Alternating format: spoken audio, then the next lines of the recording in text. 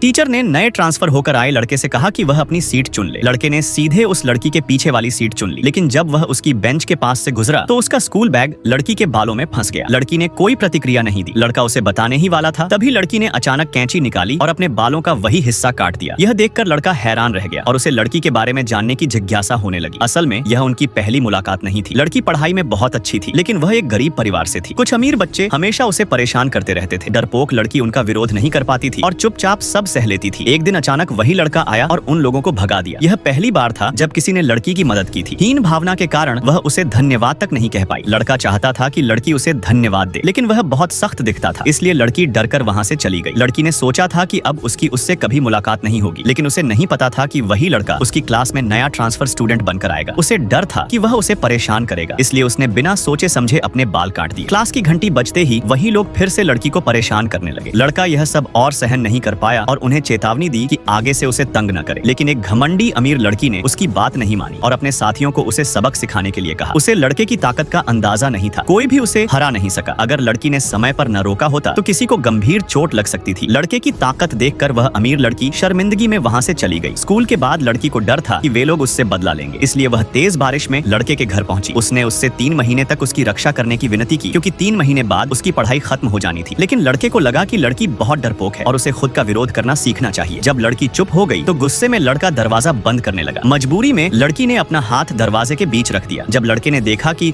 उसे चोट लग गई है तो उसे और गुस्सा आ गया। लड़की ने फिर से उससे 3 महीने तक बचाने की गुहार लगाई और कहा कि अगर वह मान जाए तो वह उसके लिए कुछ भी करने को तैयार है। लड़के को उस पर दया आ गई और उसने उसकी मदद करने के लिए हाँ कह दी। बाद में उसने प्यार से उसके घाव पर मरहम लगाया। अगले दिन फिर से वही लोग लड़की को रोकने लगे, लेकिन इस बार लड़की ने विरोध करना सीख लिया था। उसने एक लड़के का हाथ जोर से काट लिया। जब बाकी लोग उसे मारने वाले थे तभी लड़का समय पर आ गया और उसे बचा लिया। उस पल लड़की को लगा कि वही उसका हीरो है। उसने उससे कहा कि उसने विरोध करना सीख लिया है, लेकिन वह अभी भी कमजोर है। लड़के ने अपना कोट उसके कंधों पर डाल दिया और कहा कि जो लोग उसे परेशान करते हैं उन्हें वह इसकी कीमत चुकवाएगा। Subscribe for part 2।